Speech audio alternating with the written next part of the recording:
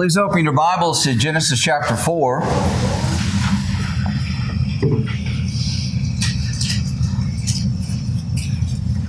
Genesis chapter 4 will be here in just a moment.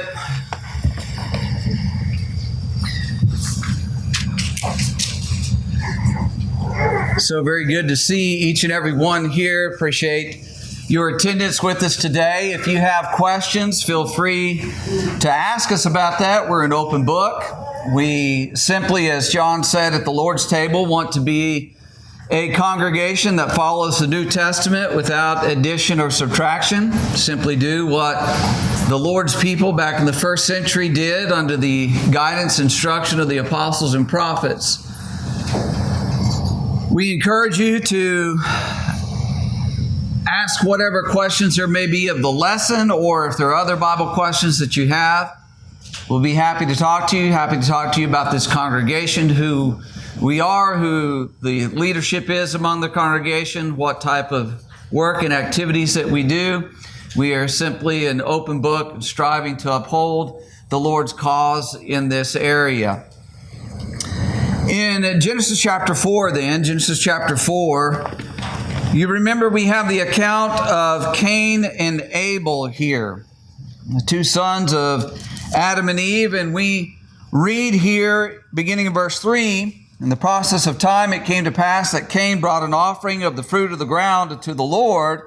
Abel also brought of the firstborn of his flock and of their fat. And the Lord respected Abel in his offering, but he did not respect Cain in his offering. And Cain was very angry, and his countenance fell. So both these men offer up a sacrifice to the Lord in heaven. One of them has it accepted, the other one is rejected. And the one who was rejected became upset about that. He's troubled over it, which tells you that he expected and wanted the Lord to receive his sacrifice. He is striving to please the Lord in this. But Cain did not please the Lord, but he saw that his brother had pleased the Lord. So these emotions that are welling up within him lead him to take action in verse 8. Now Cain talked with Abel, his brother, and it came to pass when they were in the field that Cain rose up against Abel, his brother, and killed him. Now what we have here is the fact that envy and jealousy, these passions that well up within man at times, were present essentially at the very beginning. And you see how it is that this emotion within Cain, left unchecked, led him to do something that is hard to imagine an individual doing. Taking the life of his own flesh and blood, that is, of his own brother. You know, envy and jealousy are very powerful emotions. They are defined as having zeal in a bad sense, not in the good way, being jealous or envious, having ardor. So in 1 Kings chapter 19, verse 10, the prophet Elijah talks about how he'd been zealous for the Lord. That's the good side of things. And you go back and you look at Elijah's life, and you see how he was passionate about the Lord, particularly if you go back to chapter 18 and see him standing there on Mount Carmel and debating those prophets of Baal and then having those men executed. He was passionate. He was on fire for the Lord, but in a bad way. In Genesis chapter 30, verse 1, it talks about how Rachel was envious of her sister Leah because she was having children and Rachel was not. So there's that envy that is there. There's jealousy that arises within people. And sometimes it is that these two things are used interchangeably. Sometimes it is that they are distinguished from one another. Jealousy is kind of the idea of wanting what somebody else has, and it's eating away at you. It's gnawing at you. Envy, if you will, you go a step further, that not only is it gnawing away at you, but you want what they have taken away from them. In whichever way this manifests itself in the life of an individual, we understand that it is something that can lead to terrible consequences that will last a lifetime. And what we want to do in this lesson is go through some specific Bible accounts of envy, of jealousy, of the situations those are found within, and then look at consequences that they have and admonish ourselves, don't go down that path, or if that's in your life now, to get rid of that, to extinguish that before it brings more pain and heartache to your life. First of all, let's notice some of these examples, how that envy and jealousy are destructive in your life. If you go to Genesis chapter 37, you remember that Joseph was one of the sons of Jacob. And it tells us how that his brothers envied him. In Genesis 37, notice verse 2 to begin with. This is the history of Jacob. Joseph, being 17 years old, was feeding the flock with his brothers, and the lad was with the sons of Bilhah and the sons of Zilpah, his father's wives, and Joseph brought a bad report of them to his father. Now, there are some people who have speculated, well, this is just the little brother being a tattletale. That's not what's happening here. You read through the life of Joseph and you understand that that is not of his nature. His nature is one of respecting God, even in the most trying and tempting of circumstances. So what you have here is a young man who has an upright character, and knowing the brothers, as we know them as you go through the account, they were doing something that was not right. And Joseph knows his father needs to know about what they're doing. So he goes and he tells them, and they're mad about that, of course.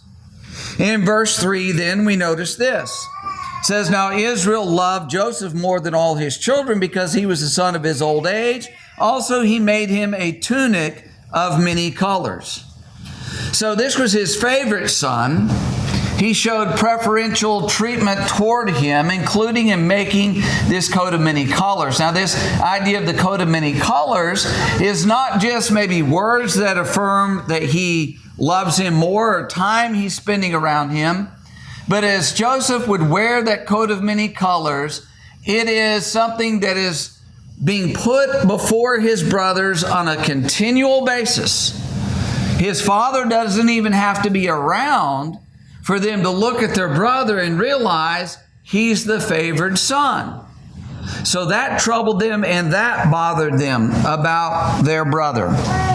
In verse 4 then, it says, when his brothers saw that the father loved him more than all his brothers, they hated him and could not speak peaceably to him. Now Joseph had a dream, and he told it to his brothers, and they hated him even more. So he said to them, please hear this dream which I have dreamed. There we were, binding sheaves in the field. Then, behold, my sheaf also arose and stood upright, and indeed your sheaves stood all around and bowed down to my sheaf. And his brothers said to him, shall you indeed reign over us? Or shall you indeed have dominion over us? So they hated him even more for his dreams and for his words. Do you see how it repeatedly tells us in the account they hate their brother? Now, when you think of hate, what do you think of? There's nothing pleasant there. It's ugly. They have this passion within them that says they want their brother to be harmed. They do not like him. They cannot speak peaceably to them. They cannot say good morning or how you're doing. Or if he sneezes, they're not saying bless you. They cannot speak peaceably to him because of these emotions that are within them. Verse 9 then. Then he dreamed still another dream and told it to his brothers and said, look, I have dreamed another dream. And this time the sun and the moon and the 11 stars bowed down to me. So he told it to his father and his brothers, and his father rebuked him and said to him, what is this dream that you have dreamed? Shall your mother and I and your brothers indeed come to bow down to the earth before you? And his brothers envied him, but his father kept the matter in mind. So the text is showing us that as time progresses, their feelings toward their brother descend further into this animosity, this bitterness. They're very passionate about it. When it uses that word envy there, that's that word for zeal, passion, ardor. It's like they're inflamed over their brother. Now again, when you look at this and you see these two dreams that he's conveying, this is not the overactive imagination of a young man who's dreaming of days of glory and of him being so much better and elevated above his brothers. You know and I know this is God revealing to him, this is your future. This is the future of the sons of Jacob. This is the future of Israel, if you will, of God's chosen people. This is where it's going. So it's not a young man who is boasting, who is arrogant. He's revealing these things as he has these dreams, and it stirs up his brothers because they cannot imagine, and in their mind they will not stand for and would never submit to Joseph being ruler over them. So they envy him. Of course, we know the rest of the story as he goes out to visit his brothers one day. If you jump down to verse 18, now when they saw him afar off, even before he came near them, they conspired against him to kill him. Then they said to one another, look, this dreamer is coming. Come therefore, let us now kill him and cast him into some pit, and we shall say, some wild beast has devoured him. We shall see what will become of his dreams. One of the things that's going on here is that as they are out and they're taking care of the sheep, they have his dreams in their mind, and it's eating away at them. And that's why when they see him approaching, they make this comment about, one, they're contemplating murdering him. Here's how we can do it. Here's how we can get away with it. And we'll just see what becomes of his dreams. You see how that's at the forefront of their mind? And then when they get a hold of him, remember, they strip his coat off of him. They're literally trying to strip that favor off of him. So it is, as they are there and they're contemplating these things, that instead of murdering him, of course, Judah convinces them to sell him into slavery. In verses 25 down to 28, they sell him to Ishmaelite traders. And Joseph is crying out, as we learned later, that he is distraught over this, and rightfully so. But being sold into slavery by his own brothers. Why? Because they envied him. Now, you think about this. This context is a personal relationship issue within a family. And sometimes it is that people within a family, they have feelings of hatred, envy, zealousness, or jealousy toward another. This could be between siblings, because one sibling is favored above another. Maybe one sibling is more successful, if you will. Maybe they get better grades at school, or they secured a better job, and the other one's just kind of mediocre. And so one is shown more praise and given more praise and shown more favor. And so the one who is not as successful has these feelings of envy, of jealousy toward the other. It could be between parents and children. It could be where one parent has the trust, the favor of the children, and the other one doesn't. And so one parent may be jealous of another parent because of that relationship they have. That may be with one child, that may be with all the children in the home. But there's these feelings, there's these relationships where we see there's another who has an advantage, another one who's receiving favor, another one who is praised, if you will, loved more, if you will, and the one who's not in that condition, or maybe more than one, they get angry, they get upset. That's that envy. That's that jealousy that rises up within the family. Or it may be that you're jealous of another family because you look at them and you think, oh, look at how good they have it. Look how sweet her husband is. Look how kind his wife is.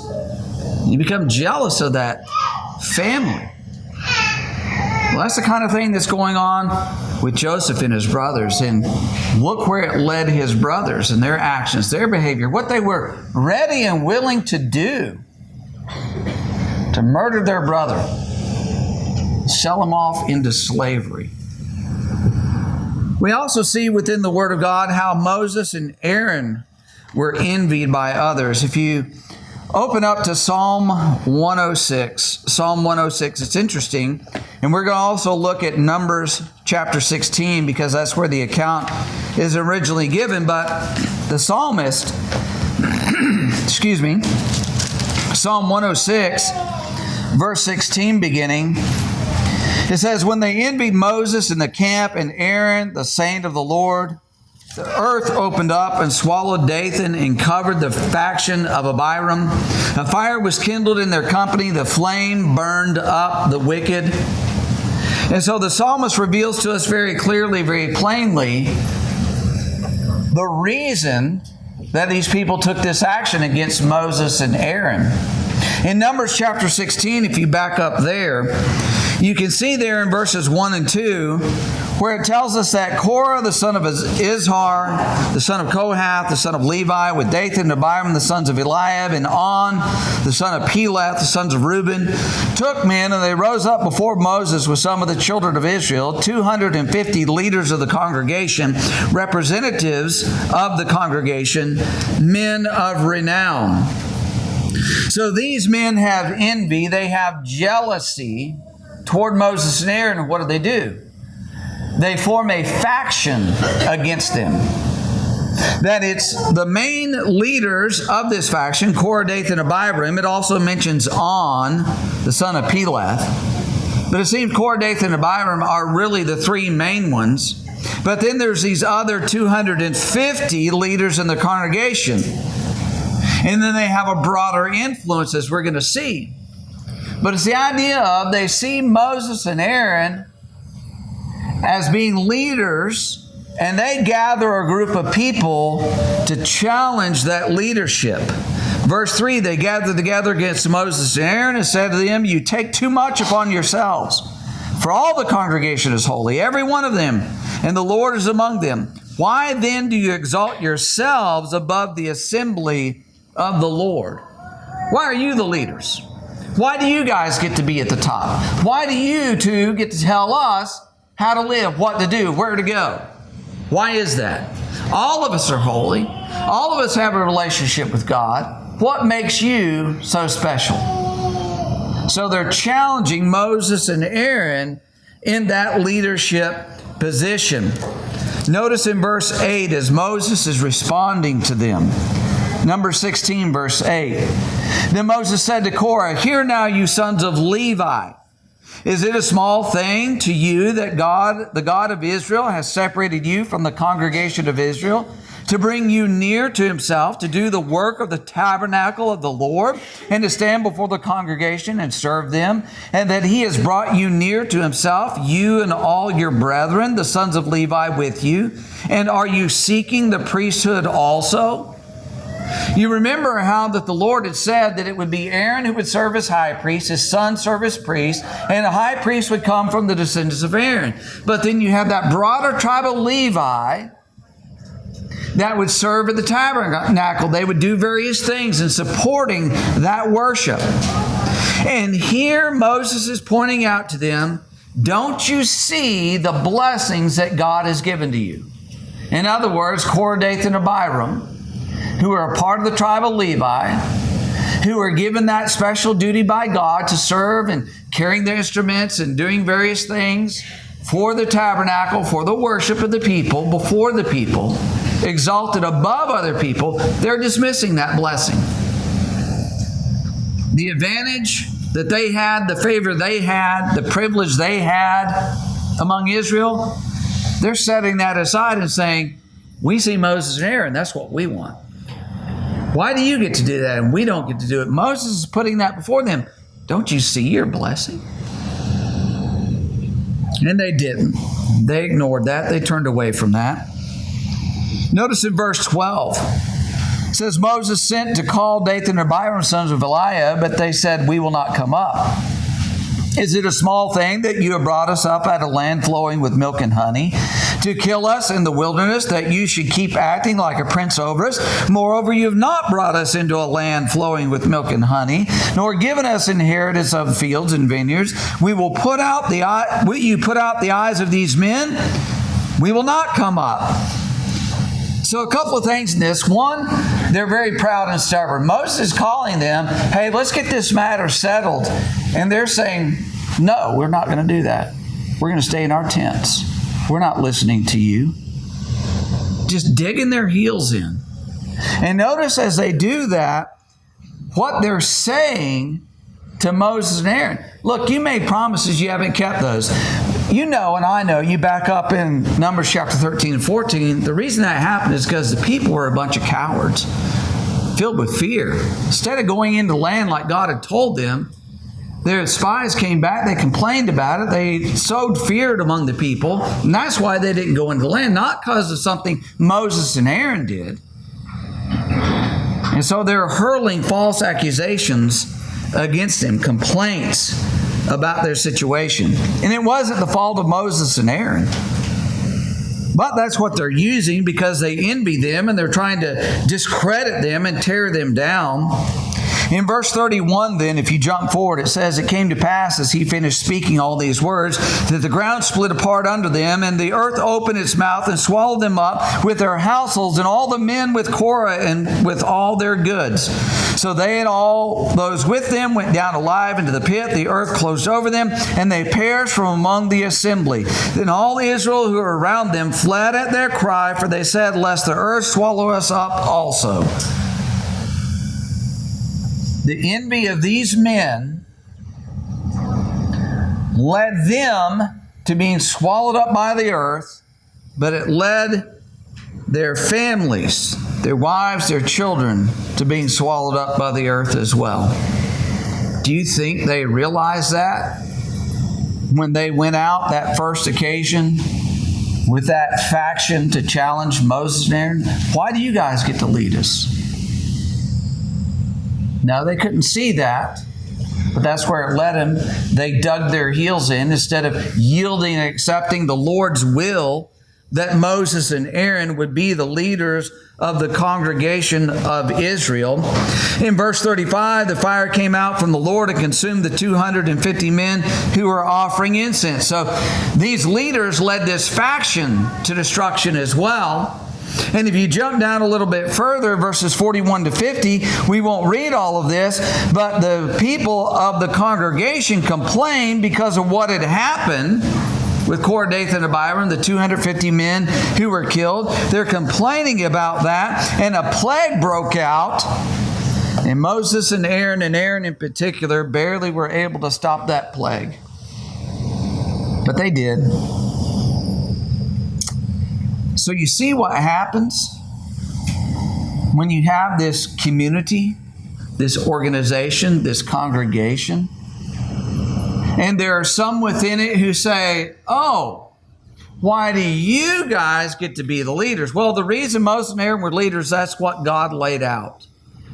Sometimes in a congregation of the Lord's people, there are those who get together, and I've seen this happen, who don't like the leadership.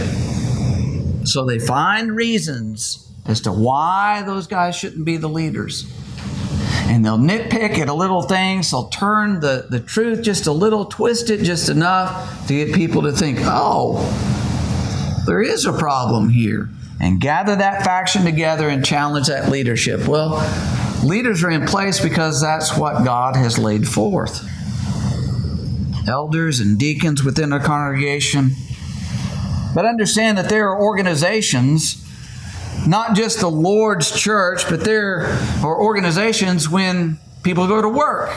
They're in an organization. There's leadership there. There's management. There's maybe a CEO or whatever it is. And envy can pop up in those groups. somebody gets a promotion, or maybe they're appointed as a lead on a project, and other people get upset about that. Maybe you've been the object of envy. People try to undermine you. They talk behind your back. They try to destroy your credibility, as they tried to do with Moses and Aaron here. Or maybe you've been tempted to do that because you weren't the one promoted, or you weren't the one appointed to lead the project. It can happen within a school system. It can happen within a group of friends. Whatever that community is, the devil can tempt us to envy others, to ignore the blessing we have, to ignore the goodness in our life, in our circumstance and situation, and think, well, I deserve more than this. Let's go to the New Testament now. Mark 15, verse 10.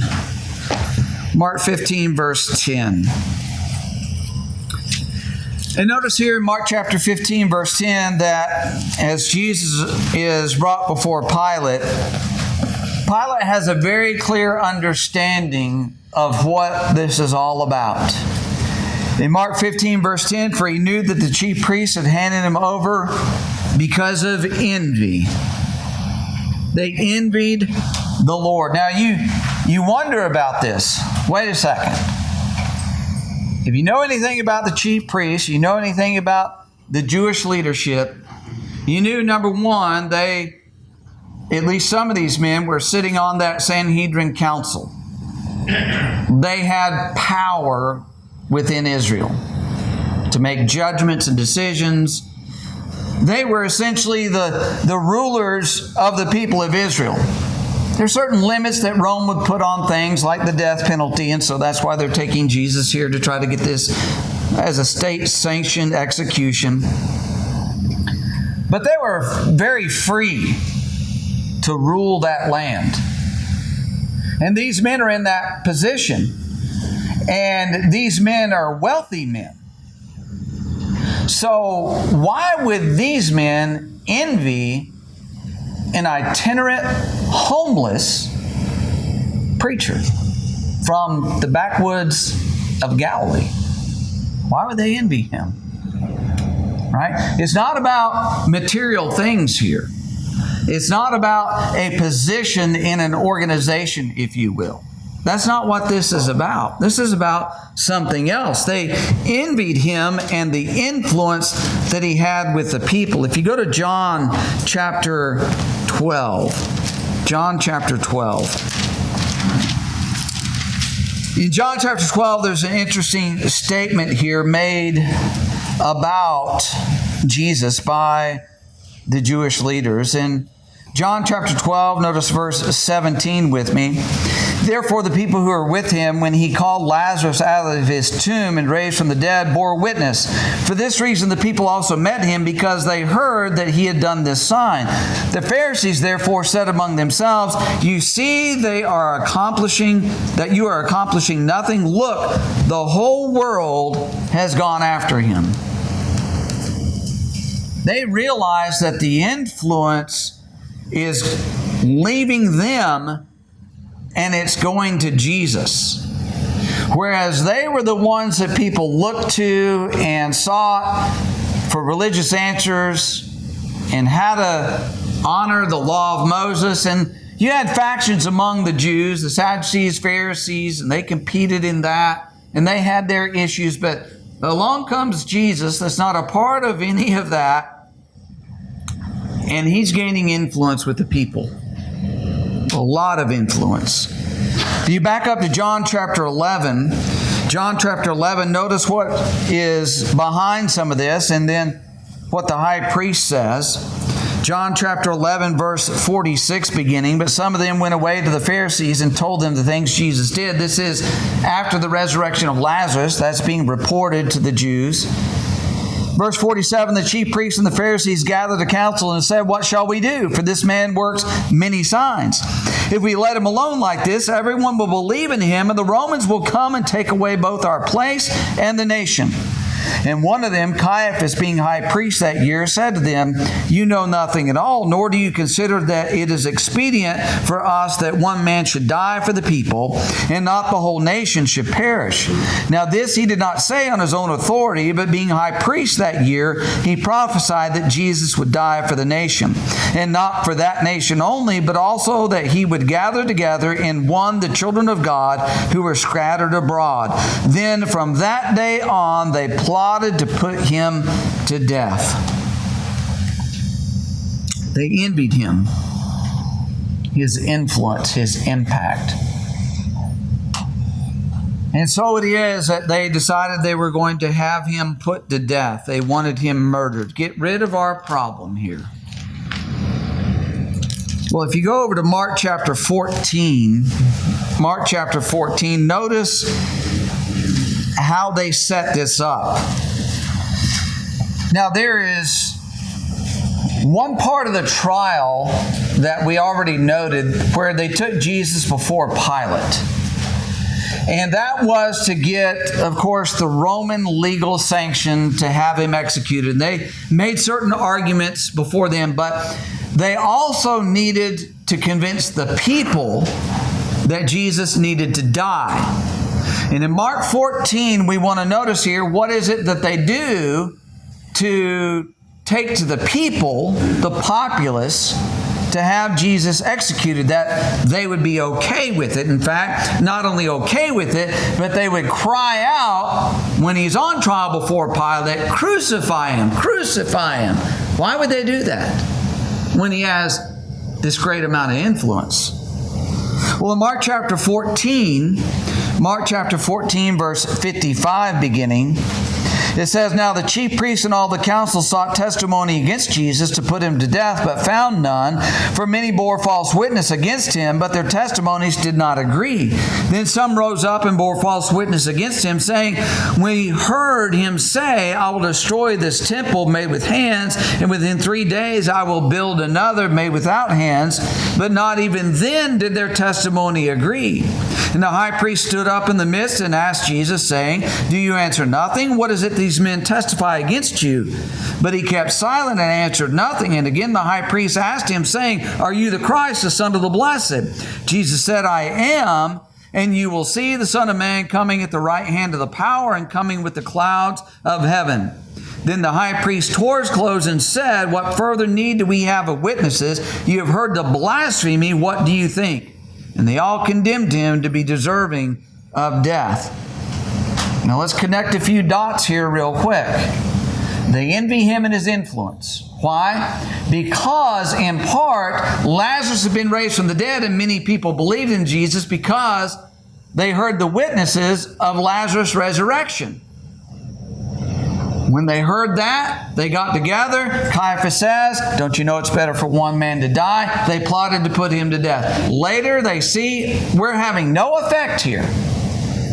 The whole nation's going after, they're following after him. Pilate said, "They brought him to me because of envy." Well, right here we see that they brought forth false witnesses. In other words, truth has been set aside. We don't care about the facts. We don't care about truth. We're going to have people come up and lie in order to have this man executed. And they even get two that are saying, "Hey, he talked about destroying this temple building with his hand," but they couldn't even agree. Well, then what do? Well, are you the Son of the Blessed? Yes, he is the Son of the Blessed. He is the divine Son of God. Well, he's blasphemed. He's saying he's of the Father. He's blasphemed. That's why the Jews would stand there and say, "Kill him because he's guilty of blasphemy." Well, what did these men know? They knew he had raised Lazarus from the dead. Well, then that should lead you to the conclusion, whatever he says is truth. And when he says, "I'm the Son of the Blessed," they should have accepted that, but they wouldn't. They ignore all evidence. They ignore the miracles. They ignore the teaching. They ignore the witnesses, the true witnesses. They bring up false witnesses. Why? Because they envied the Lord. They set aside the law of Moses that they purported to be upholding. You know what else they did? John 19. I'm not sure that this is the most shocking, but it is shocking. John chapter 19, verse 14, Pilate brings Jesus out. He says, "Behold your king." Verse 15, but they cried out, away with him, crucify him." Pilate said to them, "Shall I crucify your king?" The chief priests answered, "We have no king but Caesar." That was just a complete lie. The Jews did not want the Romans as their masters. They wanted to throw them off. But here they're willing to compromise their convictions because they envy Jesus. They want him executed. You think about all the envy that people have in this world because of influence, because of control, because of authority. You know, in our society today, we have something that's called an influencer. And people look online, oh, this person, look how many followers they have. Look at all this attention they get. And they get jealous, envious maybe even of them. And then people do all kinds of crazy things to get attention themselves. It'll lead them to compromise their convictions, lead them to ignore truth and reality and lie about things and believe lies. It's that jealousy. And notice, just for the record, all this is surrounding the fact that Jesus is speaking truth. This is in the religious realm, in the religious context, with religious men. So it happens among the religious, if you will, that envy, that jealousy, to seek to destroy, to tear down, to do away with. Well, you and I need to be determined to overcome envy and jealousy because it will either destroy us or we will live to regret it. You think about Korah, Dathan, and Abiram. It destroyed them. They didn't live long enough to regret it. Joseph's brothers lived long enough to regret it. Remember, 22 years later, it had been eating on them, and when they are there before Joseph, before he reveals himself, it's tearing them up. Reuben had told them, "Did I not tell you to not sin against the boy?" They regretted it. It weighed heavily upon them. What their envy of their brother led them to do in selling him off into slavery. In Proverbs chapter 14 and verse 30, Proverbs 14 verse 30, "A sound heart is life to the body, but envy is rottenness to the bones."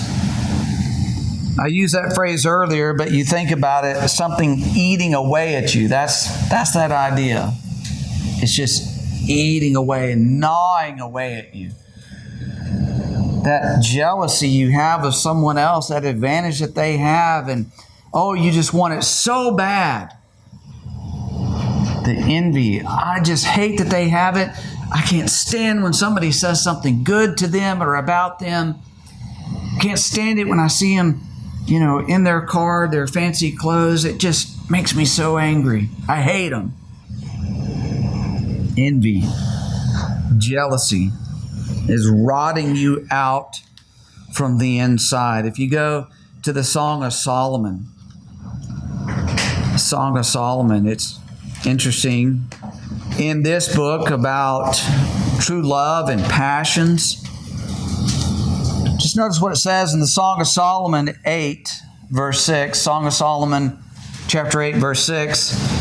"Set me as a seal upon your heart, as a seal upon your arm, for love is as strong as death, jealousy as cruel as the grave. Flames are flames of fire, a most vehement flame." Talking about those passions of jealousy. And those things can well up in those relationships, romantic relationships at times.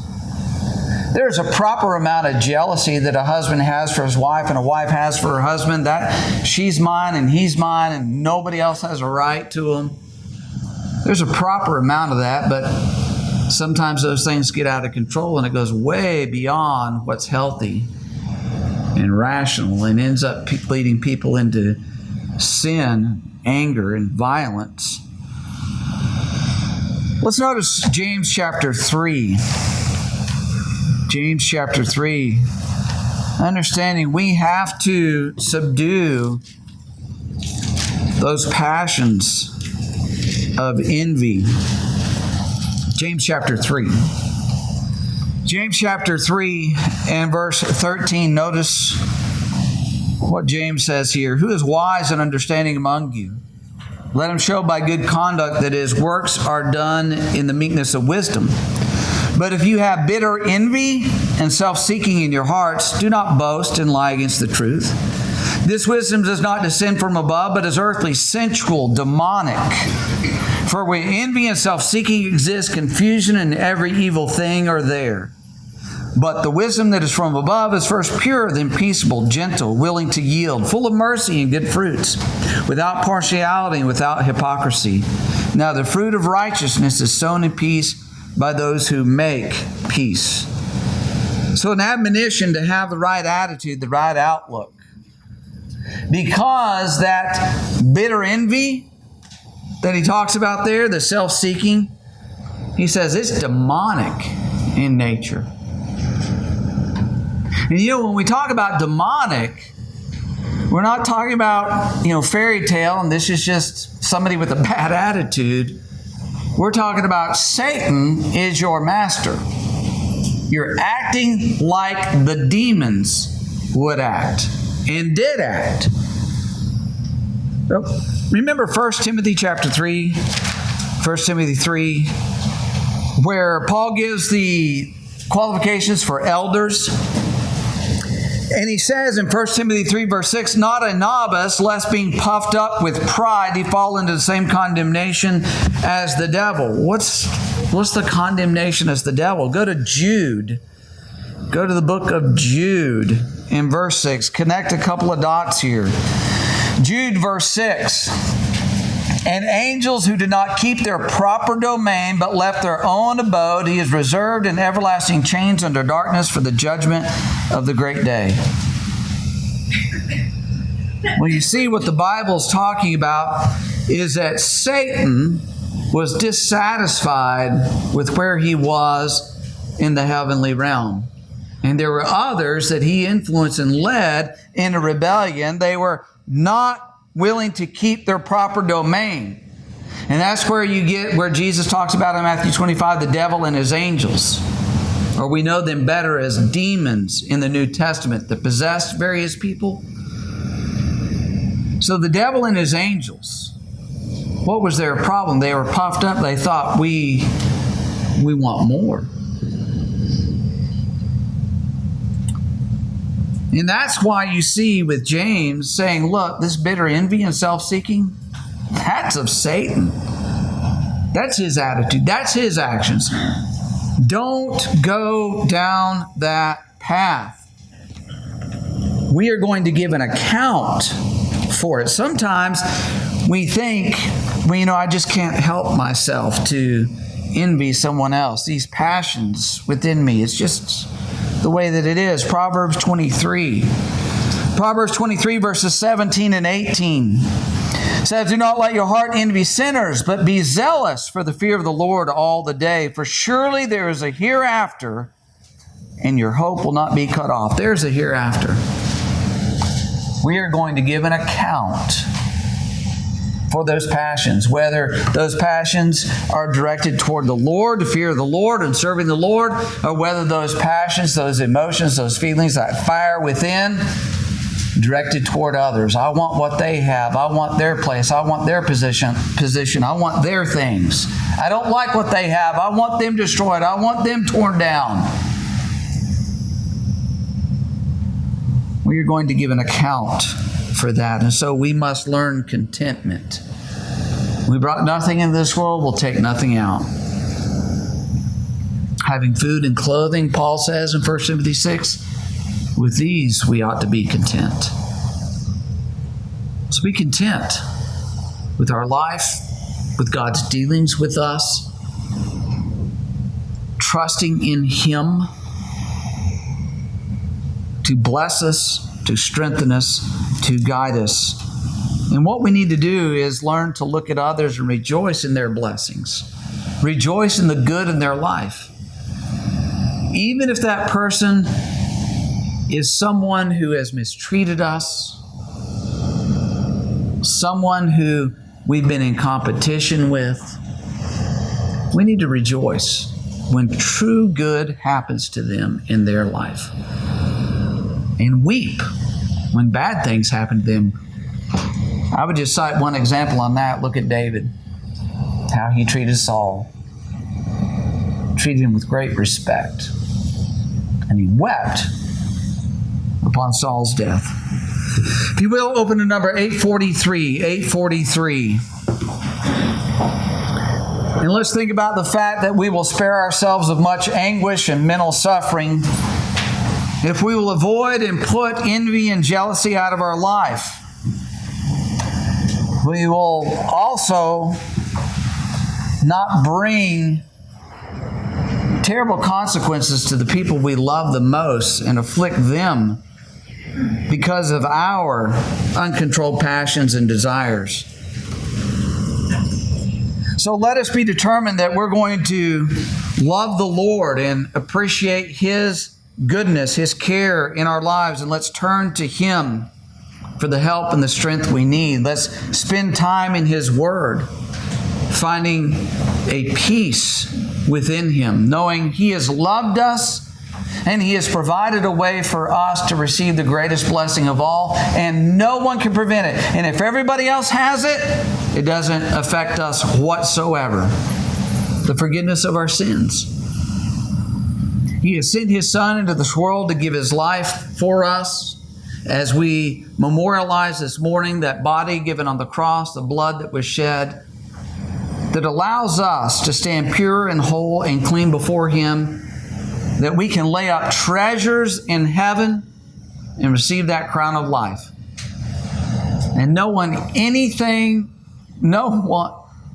thing anyone ever does or doesn't do can prevent you from receiving that. So there's no need for envy or jealousy.